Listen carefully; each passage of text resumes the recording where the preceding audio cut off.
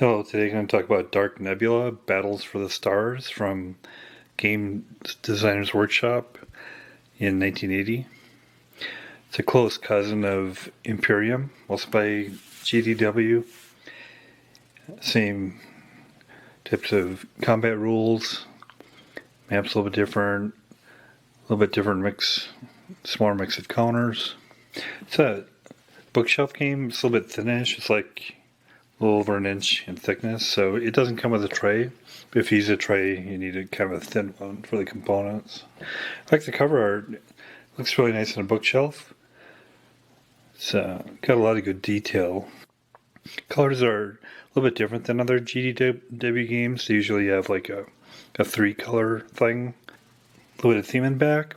2,000 years in feature, the Solamni Confederation and the Asian Hierarchy have expanded their interstellar empires to the point where their fleets confront each other, poised for battle.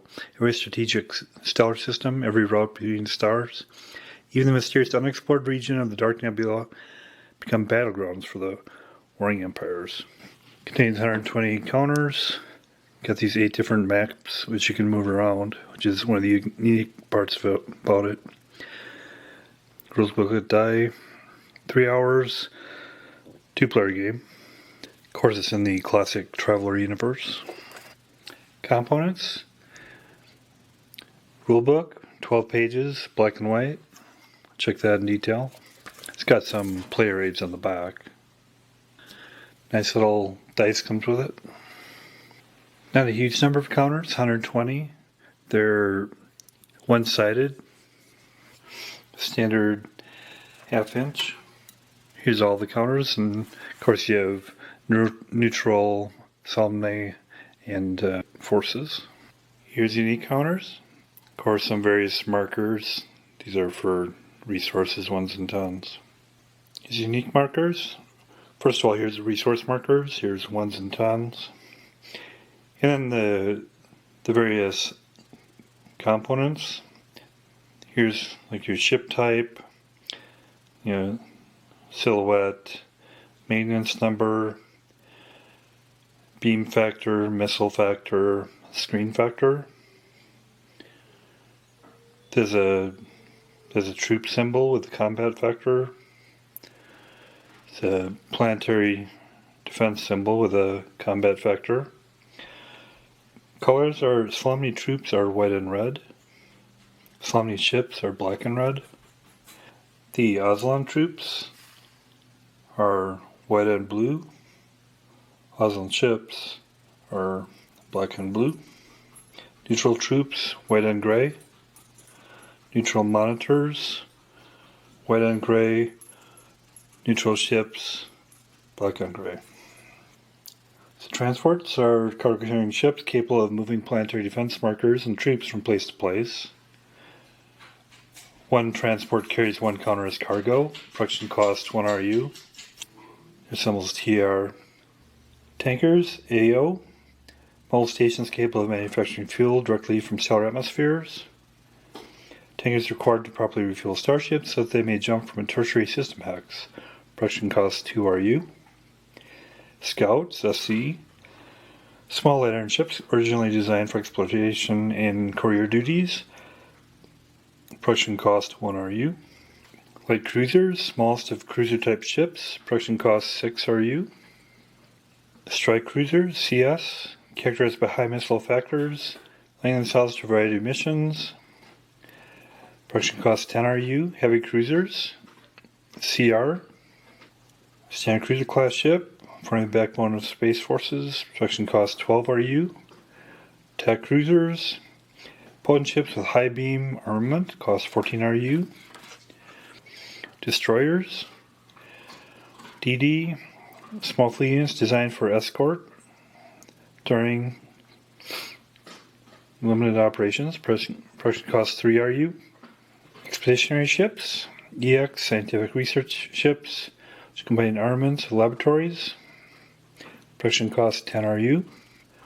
Dreadnoughts, B1, heavily armed and armored starships intended as mainstay of the fleet. They have high maintenance costs. Production cost 13 RU. Improved dreadnoughts are evolutionary developments of the dreadnought. Production cost 14 RU. Battleships. BB. Ultimate capital ship. Highest available firepower and armor. Production cost 15 RU. Monitors. Heavily armed ships incapable of performing a hyperspace jump. They can only use sublight drive. Monitors may pay for maintenance when in a friendly secondary system rather than perform the die roll. Production cost 6 RU. And troops, there's jump troops, regular troops, and armored troops. Regular troops, each counter represents a force of one reinforced division. They are allowed defensive first fire against jump troops. Jump troops are elite. Each counter represents one division. They have jump capability. Armor represents firepower grav tanks, each approximately a brigade. Cannot be landed on a planetary surface box unless friendly units are present in the box at the start of the player turn. Armor is allowed defensive first fire against jump troops. Troop units, natural colors may be raised by paying the required RUs, placing a counter on the turn record chart to appear in the next friendly player turn. You randomly select them. Troops destroyed. Combat return to the pool of available troop counters. It may be produced through the payment of the correct amount and use of random draw. Troops are not subject to maintenance cost. May operate only in planetary surface boxes. Mercenaries. Troop units in neutral colors are placed among various non-aligned worlds at the start of the game. Once the world their placement has been attacked and they've surrendered, those forces are available for as mercenaries. The required RU cost for mercenaries is lower than national troops. Must be paid at return. Such forces may be released from service by returning them to a friendly primary system. Afterwards, they need not be paid unless, again, harder used. Planetary defenses. Only neutrals and Oslan forces have planetary defenses. Represent extensive batteries of missile and beam weapons. These defensive with factor 2. Each may serve as defensive ground forces as well. Must be transported into place. Becomes operational after it's been placed.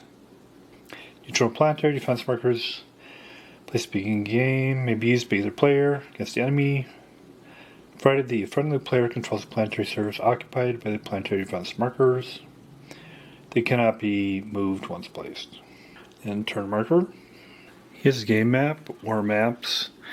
So basically, a unique part of this game is it's got these 8 different 5.5 by 7.5 inch map sections, and they're like a thin cardstock, which probably isn't ideal, but you can always mount them on to something if you want. And you can move them around to get more replayability by different connections, because the different connecting points here, as you can see, line up in different ways. Hexes are 1.63 light years per hex. Map symbols represent stars, planetary surfaces, and jump routes, which are the green things. Most hexagons on the map are black and are blank. These are interstellar space hexes. The presence of a jump route or lettering has no effect on a blank hex. A stellar hex is any map hexagon which has 1 star in it. A star which has 2 stars in it is a binary stellar hex. Those stars which have planets are marked with an adjacent planetary surface box. Each planetary surface box is printed in a hex adjacent to a star, but represents the location within the stellar hex. Binary stellar hexes in some cases have 2 planetary surface boxes, 1 for each star with planets. Planetary surface boxes are classified by the quality of planets represented. Naturally habitable worlds are classified as primary and coded white. All others are classified as secondary and coded red. Within the Solemni quadrant map, planetary surface boxes are coded with a disk to indicate control by a Solemni player. Within the Oslan high rate map, planetary surface boxes are coded with a pyramid to indicate control by the Oslan player. On all other maps, planetary service boxes are considered neutral. Military forces may be in primary boxes. Inhabitants are considered to be in secondary boxes. A stellar hex, taken together with its adjacent planetary service box or boxes, considered a system. Primary systems have a primary planetary service box and the name of the star printed in white. Secondary systems have a secondary planetary service box and the name of the star printed in red. The quality of the Alisria system and the Bright Star map is dependent upon the planetary service box in use. If one player controls both boxes, he or she has a choice as to which box controls the situation. Tertiary systems have no planetary service boxes. And then there's also the Dark Nebula quadrant, and in the rules we'll talk about that in detail, but you can basically do exploration there. So we'll get into rules.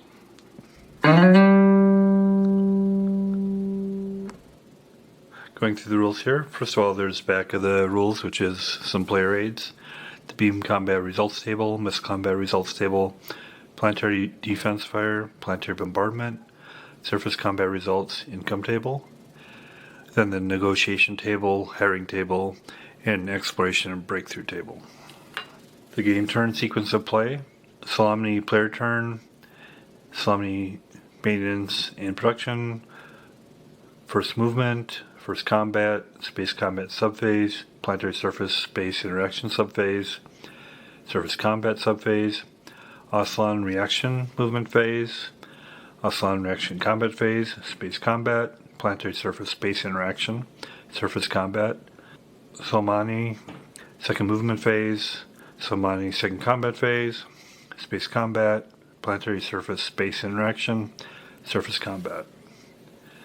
And then Oslan player turn, Oslan maintenance and production, Oslan first movement, first combat phase, space combat subphase, planetary surface space interaction subphase, surface combat subphase, Oslan reaction movement phase, Soleimani reaction combat phase, space combat, planetary surface space interaction, surface combat, Oslan second movement phase, Oslan second combat phase, space combat, planetary surface space interaction, surface combat subphase.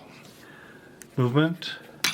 Starships, depending on specific capabilities, may move through space at just below light speed using sublight movement, or may use hyperspace jumps along jump routes. Monitors may not make hyperspace jumps. Troops and planetary defenses may be transported from location to location in transport ships.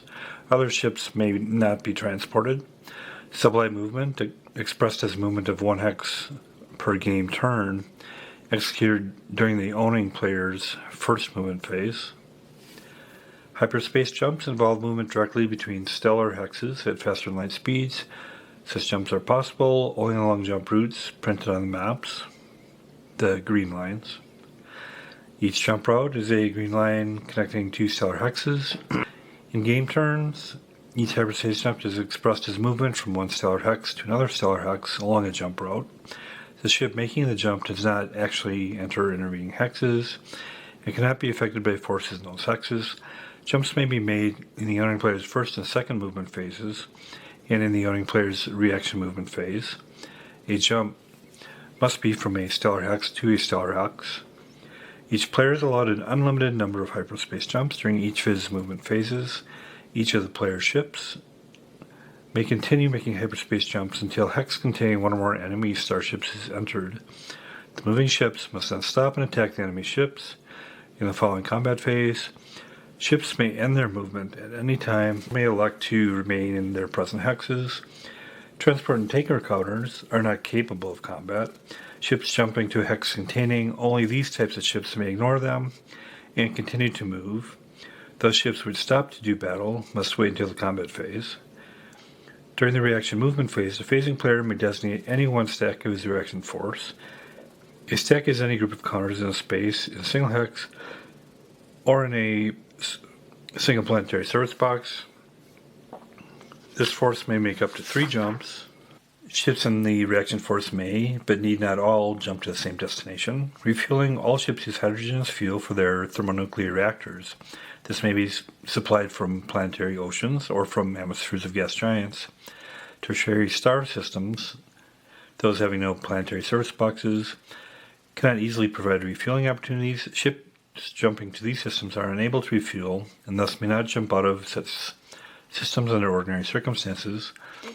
Tankers are capable of manufacturing fuel directly from stellar atmospheres. When such a ship moves to a tertiary system, it is immediately capable of refueling friendly ships, enabling them to leave the hex using hyperspace jumps. A tanker automatically provides itself fuel to leave the hex. Transport. Capital ship counters M, B1, B2, and BB may carry troop counters, but no other type of cargo. Each may carry one troop counter, with the exception that armored troop counters may not be carried. One counter, the cargo may be carried by a transport. Ships carrying cargoes may always embark or disembark cargo in a friendly system containing a friendly world or outpost marker. A single transporting ship may not carry more than 2 distinct cargoes in a single movement phase. When delivering a cargo in a non-friendly, not necessarily enemy system, the next movement from space to the planetary service box must take place during the planetary surface space interaction subphase, or the subphase 2 of the combat phase. In the reaction phase, starships transporting cargoes may embark or disembark cargo, but not both. Such transports would necessarily be part of the reaction force. Cargoes may not be transferred between ships in space. When a ship is destroyed, its cargo is also destroyed. Combat. Each combat phase consists of 3 subphases: allowing space combat, planetary bombardment, and planetary defense fire, and surface combat. Space combat. Space combat is a series of combat rounds, each being the exchange of fire between enemy ships in the same hex, and occurring during the space combat subphase. Space combat usually occurs in stellar hexes, but may occur in any hex. Preparation. The phasing player is the attacker, the opposing player is the defender. Each combat round consists of 3 segments: range determination, ship allocation, and combat resolution. Range. Space combat occurs in one of 2 ranges. Long range allows use only of missiles in the attack. Short range allows use of missiles but at a reduced factor or beams. Range for the first combat round in any encounter is automatically long. To determine range in each subsequent combat round, each player rolls die. The player with a smaller force, fewer ships present, may add 1 to his or her die roll. The player achieving the higher die roll has the option of changing range. If the range determination die roll compares to the die, range automatically remains the same in the current round and changes to the other range in the following round. All starships in a hex are the same range, and all starships change range together. Starships belonging to one player may not occupy different ranges. Either player may decide to break off engagement in any combat round, provided a suitable exit route exists. Immediately after range determination, the player indicates that he or she is breaking off, and all the player's starships capable of hyperspace jumps must break off. Ships incapable of hyperspace jumps must remain behind and continue the action. Ship allocation. After range is determined, players allocate their ships to specific attacks. The defender moves forward 1 ship, and the attacker allocates 1 ship against that ship. The defender then moves forward another ship to be matched by yet another attacking ship. Procedure continues until all defending ships have been moved forward, or until there are no more attacking ships. Extra ships at this point may be allocated to any enemy ships. Extra ships may elect to sit out the combat and be screened from fire by the ships engaged in combat. After specific ships have been allocated, their types of fire declared. The attacker first declares his or her fire options. The defender then declares any options desired and notes any defensive fire which has become available. The attacker then notes any defensive fire which has become available by reason of the defender's fire allocation. Combat is then resolved. Combat resolution. During the combat round, each ship fires an enemy ship matched against it. Each starship may fire once per combat round. If more than 1 enemy ship is matched against a ship, it may choose which one it fires on. To fire at an enemy ship at a long range, a player notes the missile factor of the firing ship and the screen factor of the target. The space combat results table is then consulted. The proper missile factor row and screen factor column are consulted. The intersection of the row and column is the hit number required for the destruction of target. The attacker then rolls 1 dice and compares with the hit number. The result is equal to or greater than the hit number. The target is destroyed and moved from play. At long range, an attacking ship may elect to use high intensity fire. With the ship missile factor doubled, To fire at an enemy ship at short range, the attacking beam factor and the target screen factor are used to determine the required hit number. When die is rolled and the effect noted, at short range, a ship may elect to make a suicide attack, gaining +1 die roll modification by first undergoing enemy defensive fire. Missiles may be fired at short range at half factor, running down, instead of beams after surviving all beam firing in the round. Space combat is normally considered to be simultaneous within a combat round. All space combat is resolved before play proceeds the next subphase, the planetary surface space interaction subphase. High intensity fire. Starship may elect to expend its entire supply of missiles in a single attack. The ship's missile factor is doubled to a maximum of 12, and the attack is resolved. Its missile factor is reduced to 0 for the remainder of the current combat phase. Short range missile fire. Starships may elect to fire missiles at short range. Missile fire at short range is made at half factor, fractions running down. Firing ship may not attack until all beam fire has been resolved. Ships destroyed by beam fire may not fire missiles at short range. A ship at short range may elect to fire missiles and also to make the attack with high intensity attack. Suicide attacks. Starships with beam factors may make suicide attacks at short range, provided they first undergo defensive fire from the target. Suicide attacks must be declared before any combat occurs in the combat round. The attacker declares his suicide attacks first, and those ships making those attacks may not themselves be attacked in this manner. The target of a suicide attack is entitled to defensive fire using beams at full factor or missiles at half factor. High intensity missile fire may not be used in defensive fire. The target may fire on the attacker, and if it destroys the ship, the attack is foiled and not resolved. The suicide attacker is not allowed to fire at all during the combat round and is removed from play immediately. If the suicide attacker survives to the defensive fire, then attacks in a normal manner, but adds 1 to its die roll. Normally, a ship may only fire once in a firing round. If more than one suicide attack occurs against a single ship, that ship may make defensive fires once against each of the attacking ships. A ship which has made defensive fire has used its ability to fire and may not fire normally. Disrupted starships. Ships may become disrupted as a result of faulty maintenance. Disrupted starships subtract 1 from the die roll when attacking. When a disrupted starship is attacked, the attacker may add 1 to its die roll. Disrupted starships may make suicide attacks, but may not conduct high-intensity missile fire. Terminating combat. Space combat is ended in one of two ways: by the complete destruction of one side, or by one side breaking off the engagement. If one side is destroyed, the other player's forces have won, and the hex is now controlled by the victor. Each side may elect to break off the engagement at the beginning of the combat round immediately after range determination, effectively surrender the hex to the enemy.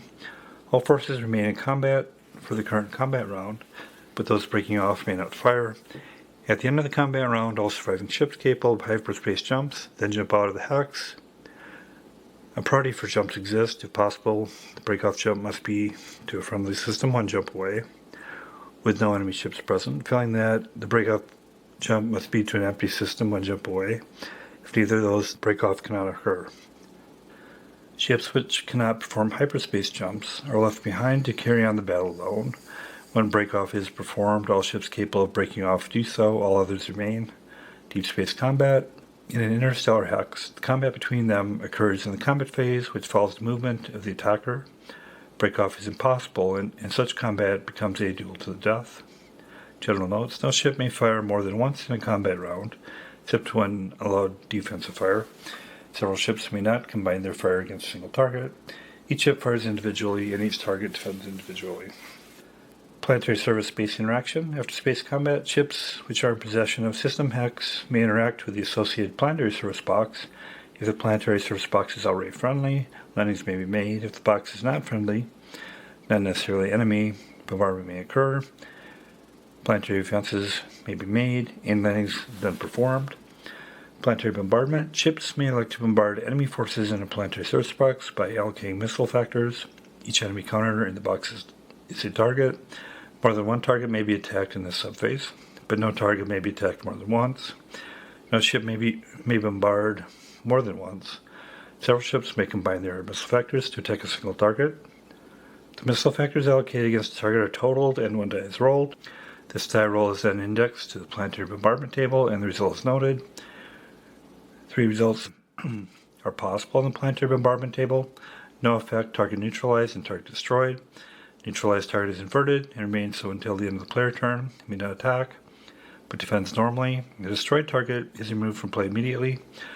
Note that planetary surface boxes may fire planetary defense fires. They change hands once a world has been conquered and thereafter may be used by the victor. Planetary defense fire, planetary surface boxes, and planetary defense markers may fire at incoming ships in an attempt to destroy them. Ships which have conducted planetary bombardment and ships wishing to land on the surface box must undergo planetary defensive fire. Each planetary defense marker and each planetary surface box may fire in each incoming ship. Each marker fires once at each vulnerable ship by rolling 1 die and consulting the planetary defense fire table. If the target starship has a screen factor of 7 or greater, add 1 to the die roll before consulting the table. The die roll is then indexed to the table in the column corresponding to the marker firing. The result is noted. 2 results are possible in the table. No effect and target destroyed. The destroyed target is immediately moved from play. The destruction of a ship also requires that any cargo it is carrying also be destroyed. Jump troops are capable of landing directly from space without being transported down by a ship. Such units are ejected in space by a transporting ship, and each is then subject to defense fire individually. Jump troops are treated for the purposes of planetary defense fire as having a screen factor of 7, and thus are allowed a die roll modifier +1 when landing. The fire from planetary surface boxes cannot be stopped before the planetary surface box itself is conquered. Surface combat. Surface combat is a series of combat rounds, each being an exchange of fire between enemy forces in the same planetary surface box and occurring during the surface combat subphase. The player controlling the planetary surface box is the defender, the opponent is the attacker. Preparation. As in space combat, the defender moves forward 1 troop counter. The attacker responds by matching this unit with one of his troop counters. This procedure continues until either the defender or the attacker has no more troops available. Neutralized troops may be used by either player in this procedure. They may be attacked, but may not themselves attack. If the attacker has fewer troops than the defender may commit his excess troops against attacking troop counters. If the defender has fewer troops than the attacker, the defender must now move forward non-troop counters, each to be matched by an attacking troop counter. All defending counters not involved in this preparation are considered screened and do not participate in surface combat at any time during this subphase. After each combat round, troops and other counters involved in surface combat may be reallocated as losses occur, but the screened forces may not participate in surface combat. Combat. Once units have been allocated, the attacking and defending counters are each allowed 1 attack. Troop counters are each printed with a factor with which they attack and defend. Planetary defense counters defend with their printed factor. All other counters, including starships, defend with a factor of 1. Combat is resolved using combat differential. Each troop counter may fire at 1 or more of the counters matched against it, subtracting the counters or counters defense factor total from the firing troops counters factor. The correct column of the surface combat results table is noted. 1 die rolled, and the result is implemented. 2 combat results are possible on the surface combat results table. No effect and target destroyed. A destroyed result indicated that the target unit or counter is removed from play. A world can never be destroyed as a result of combat.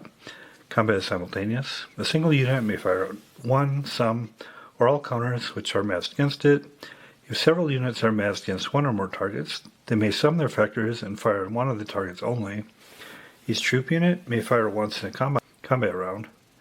Defensive fire. Because jump troop units are only lightly equipped, they are disadvantaged when defending against armor or regular troops. In a situation where jump troop attacks an armor or regular troop, the armor or regular troop is allowed a defensive fire. If the jump troop is destroyed by defensive fire, it is immediately eliminated. It may not fire. Mercenaries, hired forces used by 1 player may find themselves fighting against hired forces used by another player. In such cases, any attacks which involve any number of mercenary units, at least 1 on each side, are resolved with a die roll modification of +2 to reflect their unwillingness to engage in decisive action against the other. Terminating combat. Surface combat is terminated when all combat troops are eliminated. For the defender, this includes all committed troops, but not those forces screened during the initial preparation.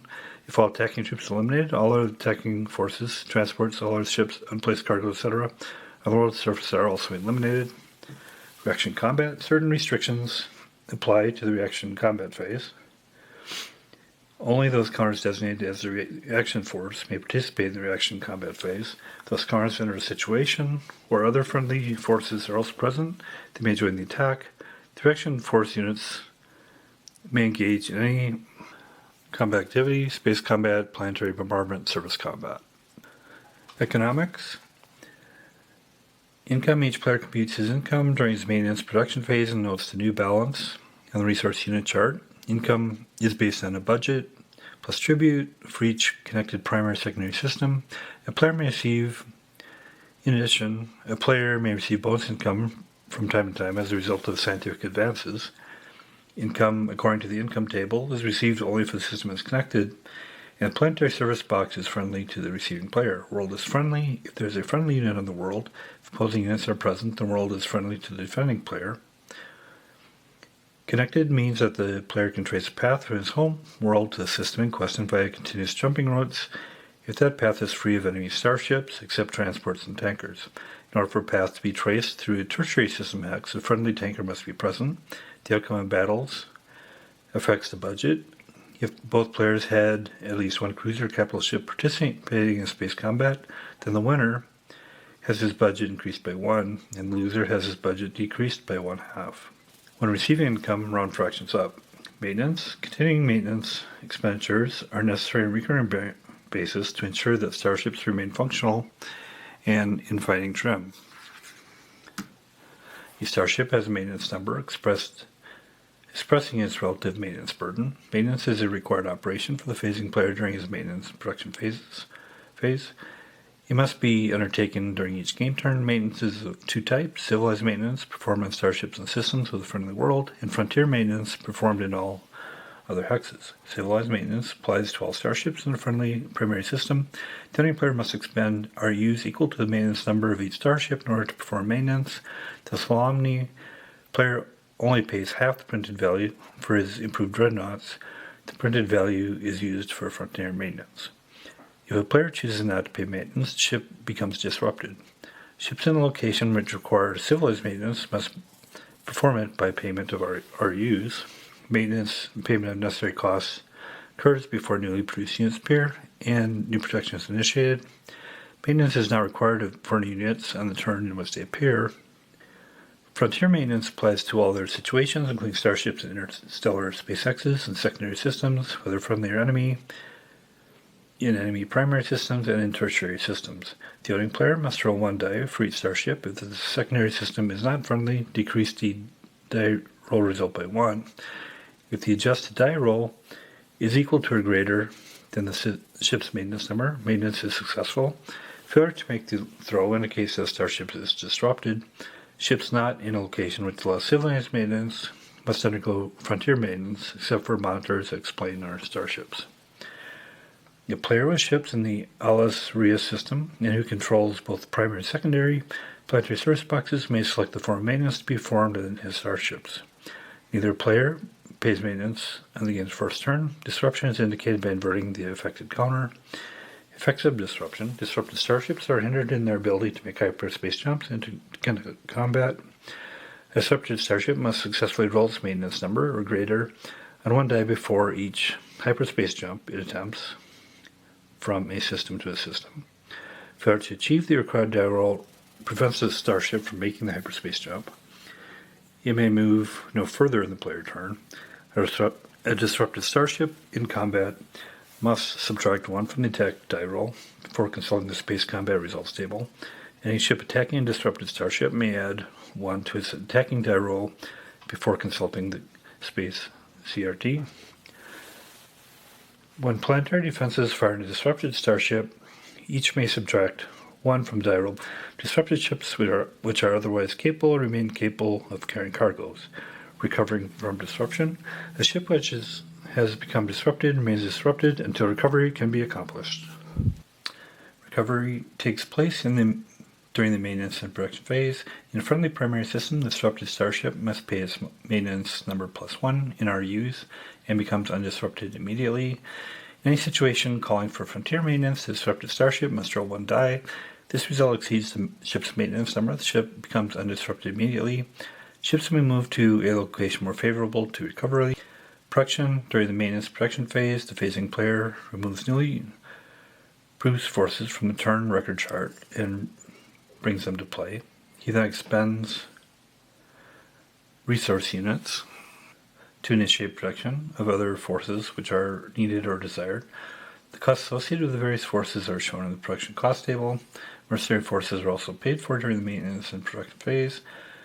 As various ships and forces are purchased, counters for each are selected from the counter mix. Troop counters are selected randomly and placed on the turn record chart to appear in the next game turn. Capital ships of types B1, B2, and BB must be placed so as to appear in 2 turns. The player may not build a B2 until at least he has built at least 1 B1. He may not build a BB until he has built at least 1 B2. Newly produced forces may appear at any friendly primary secondary system connected to a friendly world. Starships may be placed anywhere in the system, in space, or in the planetary service box. All their forces appear in this planetary service box. Planetary service markers appear in an unplaced state and may be moved to their ultimate location during the movement phases. And then the Dark Nebula quadrant, which is here, has unique characteristics. The Dark Nebula map contains one dominant feature: a cluster of systems connected by uncharted jump routes. This area of space has not been fully explored. The value of the Dark Nebula can be from scientific advances derived from the exploration of the area and from its strategic location. Strategic location: if the nebula obstructs the only route connecting the 2 opposing sides of the game, the nebula has obvious strategic importance. If several routes are possible in one pass through nebula, then it becomes part of potential attack and event strategy. Scientific value: each planetary service box within the nebula may be explored, and the exploration may produce advances in scientific knowledge, which in turn can be reflected in better weaponry or greater industrial might. The exploration table indicates the rather low chance for each world to produce some scientific breakthrough. To use the table, the world in question must be thoroughly explored. At least 1 troop unit must be placed in the planetary service box, and an exploration ship must be within the system hex. After 2 turns, the exploration table is consulted, and any possible result is implemented. If the forces in the system are attacked, or if they are removed prior to the proper turn, then the table cannot be consulted, and any exploration must be begun anew. Each planetary service box may be explored only once. If the exploration table indicates possible breakthrough, then the forces must return to the player's homeworld. Upon arrival there, the breakthrough table is consulted, and the stated result may be implemented on the next turn. Following results are possible in the breakthrough table. Rich resources: the player receives a one-time RU equal to the roll of 1 die. Extensive resources: the world becomes a source of RU equal to the roll of 1 die. Whichever player controls the world receives this amount every turn. Missile technology: one specific type of ship may be selected by the player, and all ships of that type fire missiles with a die modifier of +1 whenever used. Beam technology: the player may select one specific ship type. All the ships of that type now fire beams with a DM of +1. After 6 turns, all the ships of all types fire beams with a DM of +1. Screen technology: the player may henceforth apply DM -1 whenever using screen factors regardless of ship type. Jump technology: any of the player's ships may now jump up to 4 hexes without using a printed jump route, but must then cease jump movement for the remainder of the movement phase and becomes disrupted. Exploration ships: exploration ships must be used to explore the jump routes of the Dark Nebula before other ships may use these routes. Any number of ships may accompany the exploration ship while it is doing so. When an exploration ship uses a jump route in the Dark Nebula previously explored by that player, the ship and all ships accompanying it must cease movement for the rest of the phase. The jump route is now explored, and the player may treat it exactly as any other route for the rest of the game. Neutrals: the presence of neutral ships in the system does not force a player's ships to cease making hyperdrive jumps when entering the system. However, if the neutral system allies with the other player, then its ships are treated as enemy ships for movement purposes. Neutral forces may be stacked and destroyed normally. When these forces are alone, they may be persuaded to join the friendly camp as allies. The negotiation table indicates various efforts which may be made to convert neutrals to allies. The player may use the negotiation table at the start of each friendly combat phase. However, the player may not voluntarily initiate any combat against a neutral during combat phase.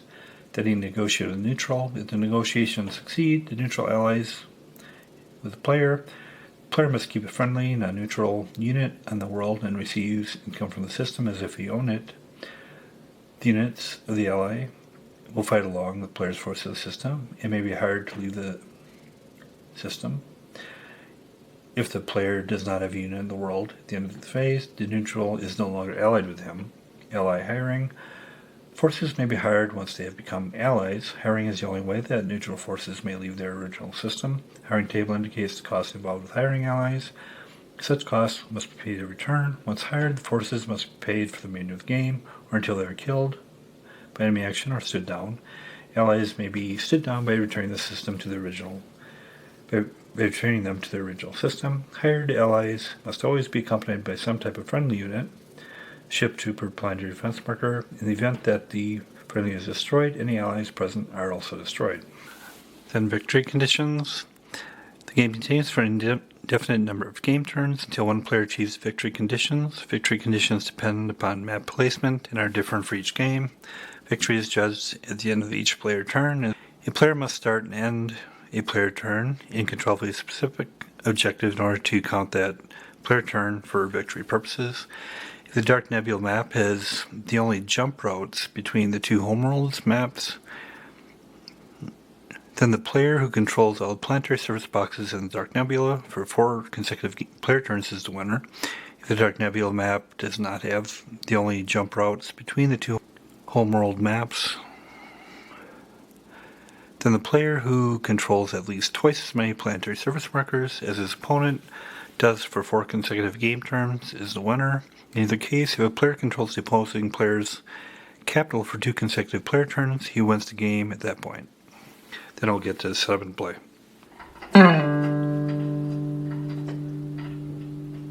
So here's the initial setup, which is discussed here. First of all, you decide who's going to play which side, and then a big part of it is the 8 different sections. You don't have to use all 8. I've used all 8 here, but you have to have it so that the jump routes connect. But obviously, there's a lot of combination. That's one of the neat things about the game. And whichever game you do, however many sections you use, you will include the Solemnity Quadrant, the Aslan High Rate, and the Dark Nebula. Neutrals. So you take 1 for each of the sections used, and I have 8 sections. And then you just place them on the non-home worlds. Got a troop here in Bulan. Got a jump troop and a monitor in Maza. Got an armor and a troop in Godoro. Got an armor in Volca. Got a monitor and a troop in Rhea. And then each side gets 40 RUs. You can use any of them, except you can't use a B2 until you've purchased B1, and BB can be not used between B2. You have 40 RUs. So for the Solemnity, I have on Avar, I got a troop and a troop transport. On Amil, I got armor. On Madan, got a troop and a jump troop. ICAT, got a light cruiser. Kazan, got a transport and armor. Kamat, I got a exploration vehicle, light cruiser, and a tanker. And Lava, got a scout. For the Aslan, on Vox, I got an armor, a transport, exploration ship. Saida, light cruiser, bot, scout. Kaza, planetary defense, troop, jump troop, transport, pinnace, light cruiser, and tanker. Starting turn 4 here. So first of all, the Salamani maintenance and production phase. The income table discusses it here. You start with an initial budget of 10, and then you modify that based on battles, but there weren't any battles last turn. So you get 10 plus 4 for each connected primary system, 1 for each connected secondary system. So primary systems are 1, 2, 3, so 12 for that. And then the secondary systems would be 13, 14, 15, 16, 17, 18, 19, 20, 21. So that's a total of 31. Then total the maintenance costs. I have various strike cruisers, destroyers, transport, scouts, exploration ship, light cruisers, tanker. First of all, you pay maintenance for, if you don't want them to be disrupted, for you do civilized maintenance in the ships and primary systems. And I only have a destroyer with a maintenance level of 2 there, so I think it's cost of 2. So from the 31, then I get down to 29 remaining. And all the others do frontier maintenance. So if you roll a number equal to or greater than the printed number, it's successful. If the secondary system isn't friendly, you decrease it by 1. Several have 1. Scouts have 1. They'll automatically be okay since you don't reduce them. Transport has 1. The destroyer has 2. It's okay, since it's 2 or greater. Same for that one. Cruise is okay. Actually, he's in a primary system, so we'll also deduct 4 for him. We have a light cruiser here that's in a secondary system. So if he gets a 3 or greater, he's okay. He doesn't, so he's disrupted. I'll indicate that by flipping him over. So after paying the civilized maintenance cost, I then have 25 RUs remaining. So for the 25, I'll do a armor troop, and you randomly draw those from a pile. And I get a jump troop with a strength of 7, and those cost 3. So I'm down to 22. And then I'll get a strike cruiser and a heavy cruiser. So the units that are purchased then will appear in the next game turn, so I'll put them here. If they're bigger capital ships, they would appear in 2 turns. Then he'll just move a few ships. He'll move a transport with an armor over to Osa here. He'll move the tanker over here so it can soon go into that tertiary system. And then he's got some forces here. He wants to try to claim that. So he's got cruiser here. The exploratory vehicle will go over here. Cruiser will go here. And then these are all linked, so he'll send a destroyer over here as well. And then he'll send a troop transport over here in this linked path. He also send this destroyer over here to battle these neutrals. So actually this exploration ship, the first time one of these to be discovered paths goes, the exploration ship has to go. And it can take with it any ships it wants. It's going to take with a tanker with it, since this is a tertiary planet. And then actually also this transport with armor is going to go with it as well. And then we'll do combat over here at Mazar. So first the space combat. They start off at long range, which means they use missiles. you compare the missile factor to the screen factor, and then you consult this table. Got a strike cruiser and 2 destroyers versus a monitor. It's all simultaneous, but we'll just have the monitor go first. Their missile factor is 2 against, they'll start off against a destroyer whose screen factor is 1. So we look at the column of 2, 1. So they need a 5 or greater to destroy that. Nope. Then the strike cruiser goes. He's got a missile factor of 8 versus a screen factor of 7. So he also needs a 5 or greater. Nope. Destroyer has a missile factor of 4 versus 7. So 4, 7. He needs a 6 or greater. Nope. Other destroyer. Nope. So rolled for who could choose. Turns out the neutral can go. So they can choose the range. And it's advantageous for them to do short range because they have a beam. So they're going to beam a destroyer. So they got, we refer to the beam table. They have a beam of 9 versus a screen factor of 1. So 1 or better, it's gone. Destroyer, again, it's 4 to 7. So he doesn't have any beams.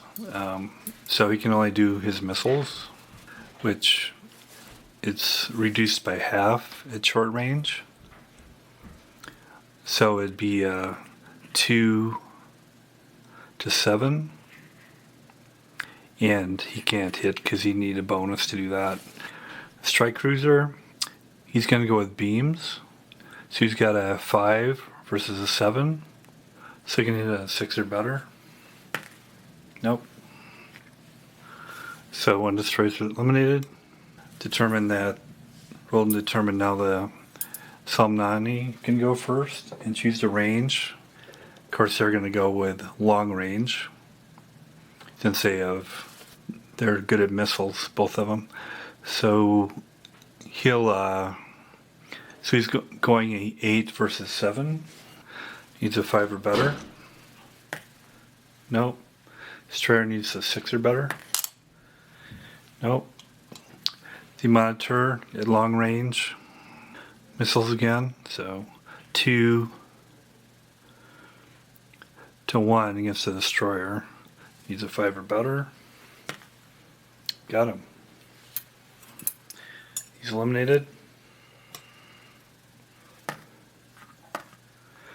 The neutral can go and choose range. He's going to go with a short range for beams. So go 9 to 7. 5 or better. No. Strike cruiser. 5 to 7. 6 or better. Got him. So he destroyed the monitor. Then they're going to try a planetary bombardment. They have a missile factor of 8, so they'll be allocating that. So they'll need a die roll of 1 to get target neutralized. Nope. And then defensive fire. So primary system, refer to this table.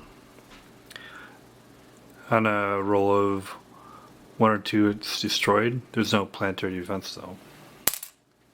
No. There's no surface combat since they didn't have surface units. And then there's not reaction phases from the Aslan since they didn't have a reaction force.